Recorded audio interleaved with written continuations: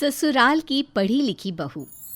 सीता ने अपने बेटे रमन की शादी एक बहुत पढ़ी लिखी लड़की दिव्या से करवाई है। सीता को इस बात का बहुत घमंड है कि उसकी बहू बहुत पढ़ी लिखी है।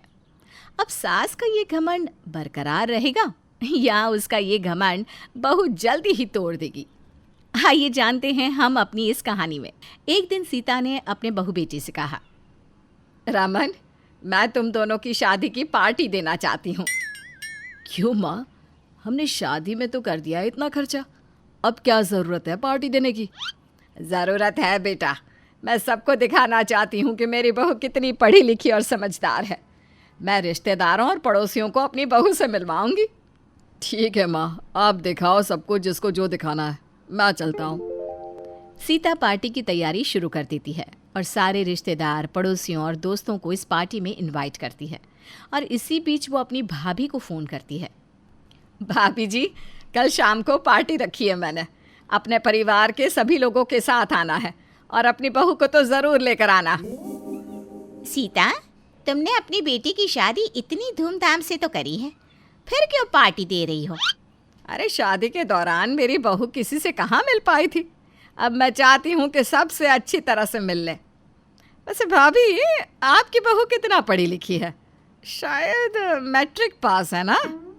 हाँ सीता, लेकिन तुम ये बार बार क्यों पूछ रही हो? वो इसलिए क्योंकि आपकी बहू सिर्फ मैट्रिक पास थी और आपने तो सारे खानदान में ढिंढोरा पीट रखा था। लेकिन मेरी बहू BA MA किए हुए है। लेकिन देखो, हम तो किसी से नहीं कहते। आपको तो इसलिए बता रही हूँ क्योंकि आप हमेशा चिल्ला चिल्ला कर सबको सुनाती रहती हो ना। तो सीता, तुमने मुझे ताने देने के लिए फ़ोन किया है क्या? अरे ना ना भाभी, मैं भला आपको ताने क्यों दूंगी। मैं तो बस बता रही हूँ। लेकिन भाभी, आप आना ज़रूर। चलिए फ़ोन रखती हूँ, अभी और लोगों को भी तो फ़ोन करना है। इस तरह सीता सारा दिन किसी को फ़ोन करती है तो किसी के घर जाकर उन्हें कल के फंक्शन के लिए इनवाइट करती है और शाम को अपनी बहू से कहती है, दिव्या बहू, तुमने कल की पार्टी की सारी तैयारी कर ली है ना? कहाँ माँ जी, कुछ समझ में ही नहीं आ रहा कैसे कपड़े पहनूं, कैसी ज्वेलरी पहनूं। आप ही कुछ बताइए ना, मुझे क्या करना चाहिए? अरे जो तूने शादी में पहने थे और उसके बाद भी तो कितनी सारी ड्रेस बनाई थी, उनमें से कुछ पहन ले। कम ऑन माँ जी, मैंने वो सारी ड्रेस एक एक बार पहन ली है। हाँ, तेरे लिए फंक्शन रखा है, इसलिए तेरा लुक सबसे अलग और सबसे अच्छा होना चाहिए। एक काम करते हैं, अभी मार्केट चलते हैं और कोई अच्छी सी ड्रेस लेकर आते हैं। मैचिंग ज्वेलरी और सैंडल भी ले लेंगे। हाँ हाँ बहू, जो जी में आए ले लेना बस। सीता और दिव्या ने मार्केट जाकर जमकर शॉपिंग की और अगले दिन पार्टी में लोगों का आना शुरू हो गया और दिव्या सारे मेहमानों के सामने अपनी पढ़ी लिखी बहू की बहुत तारीफ करती रही। धीरे धीरे सीता के सारे रिश्तेदारों, पड़ोसियों और दोस्तों को पता चल गया कि उसकी बहू बहुत ज़्यादा पढ़ी लिखी है। इसी तरह पार्टी ख़त्म हो गई। तो माँ, कैसी रही पार्टी? अब तो खुश हो ना आप? पार्टी तो अच्छी रही, हाँ बहुत खुश हूँ। आखिर सबको पता चल ही गया कि मैं बहू नहीं बल्कि चांद का टुकड़ा ढूंढ कर लाई हूँ। लेकिन घर पूरा ख़राब हो गया, काफ़ी टाइम लगेगा ठीक करने में। माँ जी, मैं तो बहुत थक गई हूँ, सोने जा रही हूँ मैं। हाँ माँ, मुझे भी ऑफिस जल्दी जाना है, ये काम कल कर लेंगे। ठीक है बेटा, सुबह कर लेंगे काम, अभी तो मैं भी थक गई हूँ। तीनों सोने चले जाते हैं। अगले दिन रमन जल्दी उठकर ऑफिस चला जाता है और दिव्या सुबह 11 बजे तक सोती रहती है। ये बहू अभी तक उठी क्यों नहीं? मैंने रमन को नाश्ता बना कर दे दिया, लंच भी पैक करके दे दिया, लेकिन घर इतनी बुरी हालत में पड़ा है, इसे तो मैं नहीं संभाल सकती हूँ और बहू की नींद खराब भी नहीं कर सकती। क्या करूँ अब? सीता ये सोचकर पड़ोस वाली मालती के पास गई। अरे मालती बहन, तुम्हारे घर में जो नौकरानी आती है ना, उसे मेरे घर भेज दो। क्यों सीता बहन, तुम्हें नौकरानी लगवानी है क्या अपने घर के काम के लिए? अरे नहीं बहन, बस आज के लिए चाहिए थी। वो क्या है ना, कल पार्टी थी तो घर की हालत ख़राब हो रही है बहुत, सारा घर अच्छी तरह से धोना पड़ेगा।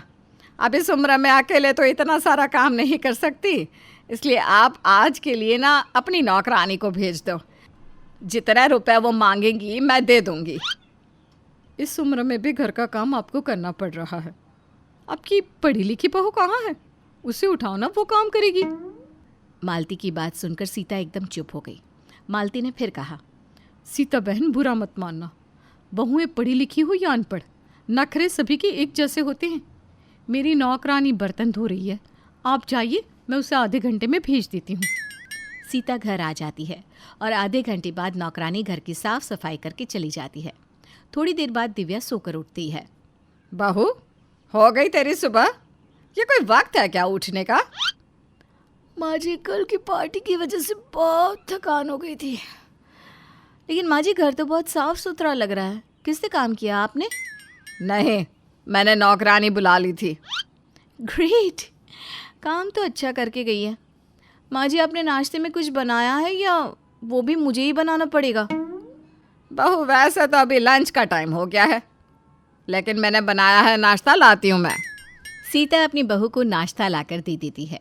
दिव्या नाश्ता करके अपने झूठे बर्तन भी वहीं रखकर अपने कमरे में चली जाती है।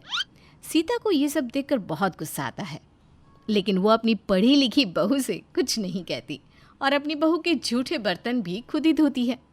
दूसरे दिन सीता के घर पर उसकी बहन आती है। अरे गीता, कैसी है तू? बहुत अच्छा लगा तुझे देखकर। अब ये बता, तू पार्टी में क्यों नहीं आई? सीता दीदी, बहुत ज़रूरी काम था इसलिए आ नहीं सकी। पर देखिए, अब आ गई ना आपसे और आपकी बहू से मिलने। वैसे कहाँ है आपकी बहू? बुलाओ तो उसे। अपने कमरे में है, अभी बुलाती हूँ। सीता अपने बहू के कमरे में जाकर उससे कहती है, दिव्या बहू, मेरी बहन तुमसे मिलने आई है, तैयार होकर आ जाओ बेटा। माँ जी, जब से शादी हुई है तब से आपके रिश्तेदारों ने ज़िंदगी खराब कर रखी है। कभी कोई मिलने आ जाता है, कभी कोई। अरे बहू, ऐसे क्यों बोल रही हो? नई नवेली दुल्हन से तो सब मिलने आते ही है। आप जाओ, मैं तैयार होकर आती हूँ। थोड़ी देर बाद दिव्या गीता से मिलने चली जाती है। देख गीता, आ गई मेरी बहू। नमस्ते मौसी जी। नमस्ते बहू। बहुत सुंदर है बहू तो। आ बहू, मेरे साथ बैठ। दिव्या गीता के पास बैठ तो जाती है, लेकिन उससे कोई बात नहीं करती। तभी सीता बोलती है, बहू जाओ, मौसी जी के लिए चाय बना कर ले आओ। माँ जी, मैं चाय बनाऊं? और कौन बनाएगा बहू? जाओ, बना कर लेकर आओ। दिव्या चाय बनाने चली तो जाती है, लेकिन उसका मुंह बन जाता है। गीता बहू का बना हुआ मुंह देख लेती है और सीता से कहती है, सीता दीदी, आपकी बहू को चाय बनानी नहीं आती क्या? आती तो है, वही तो बनाती है।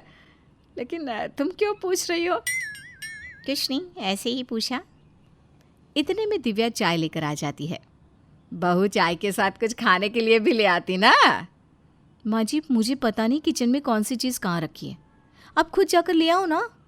और हाँ माँ जी, मैं अपने कमरे में जा रही हूँ, मुझे आप डिस्टर्ब मत करना। दिव्या की बातें सुनकर सीता को अपनी बहन के सामने शर्मिंदा होना पड़ा। गीता थोड़ी देर रुकी और अपने घर वापस जाने लगी तो उसने अपनी बहन से कहा, दीदी बुरा मत मानना, लेकिन आपकी बहू के रंग ढंग मुझे कुछ ठीक नहीं लगे। माना कि पढ़ी लिखी है, सुंदर है, लेकिन संस्कार नहीं है। इसे थोड़ा दबा कर रखो, नहीं तो आपके सर पर ही नाचेगी। तुम ठीक कह रही हो गीता, मुझे इस पर लगाम कसनी होगी। अब तीसरे दिन सीता सुबह अपने बेटे के कमरे में जाती है। वो देखती है कि रमन ऑफिस के लिए तैयार हो रहा था और दिव्या आराम से सो रही थी। ये देखकर उसे बहुत गुस्सा आया। दिव्या, दिव्या जल्दी उठो। अरे माँ, क्यों उठा रही हो सुबह सुबह? सोने दो ना मुझे। बहू, ये सोने का टाइम नहीं, उठने का टाइम है। तुम्हारा पति ऑफिस जाने के लिए तैयार हो रहा है और तुम आराम से सो रही हो। जाओ, जाकर जल्दी से नाश्ता बनाओ अपने पति के लिए। माँ जी, आपने मेरी नींद इसलिए ख़राब की कि मैं किचन में जाकर नाश्ता बनाऊं? और आपका बेटा छोटा बच्चा है जो अपने आप तैयार होकर ऑफिस नहीं जा सकता।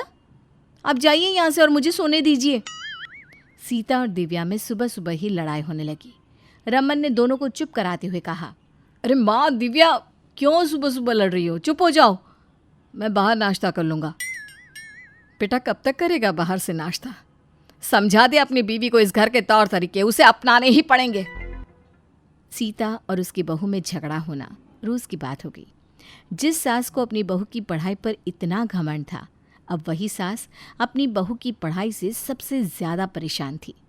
दिव्या अपनी सास की कोई बात नहीं सुनती और ना ही घर की किसी काम में उसका हाथ बटाती।